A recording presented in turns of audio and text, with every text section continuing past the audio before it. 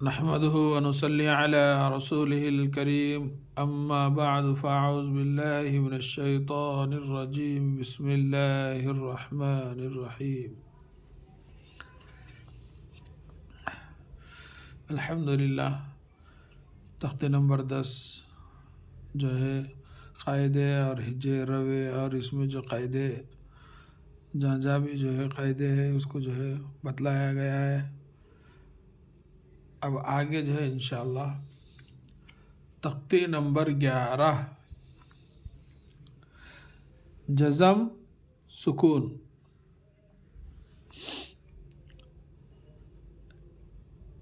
حروف قلقلہ 5 ہیں،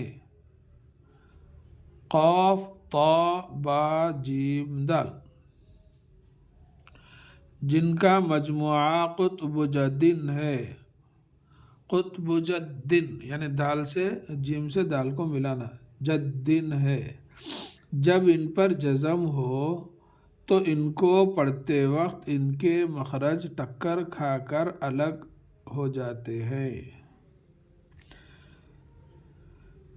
یہ ان کا جو ہے خلاصہ ہے کہ جب ان پر جزم ہو یعنی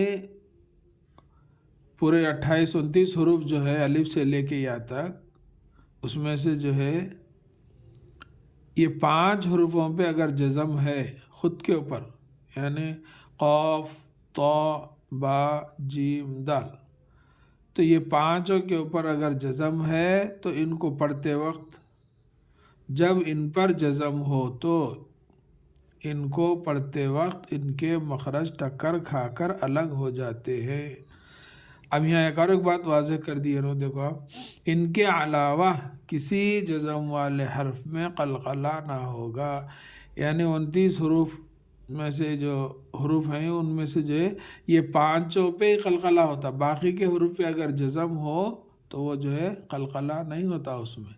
تو یہ بات کو جو ہے مد نظر رکھنا ہے کہ الف سے لے کے یا تک جتنے بھی حروف ہیں اس میں سے جو ہے صرف یہ 5 حروفوں پہ ہی قلقلہ ہوتا، یعنی پڑھتے وقت ان کی مخرج یعنی کہ ان کی آواز جو ہے ڈبل آواز آتی۔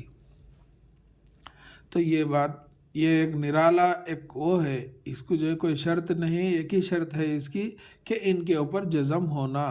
اس سے پہلے ہم جو حروف اخفاء میں اظہار میں جو ہے دو شرط تھی، تنوین یا نون ساکن، مگر اس میں جو ہے ایک ہی شرط ہے جو وہ بھی خود کے اوپر جزم ہونا، یعنی قاف طا با جیم دال ان پر جزم ہو تو جب ان پر جزم ہو تو ان کو پڑھتے وقت ان کے مخرج ٹکر کھا کر الگ ہو جاتے ہیں۔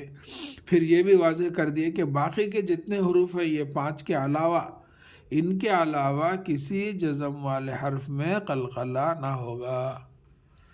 انشاءاللہ اس میں جو ہے میں آپ کو قلقلہ کیسا ہوتا اور کیسا ہے، اس کی پہچان کیسی ہے، انشاءاللہ میں آگے جو ہے آپ کو بتلاؤں گا۔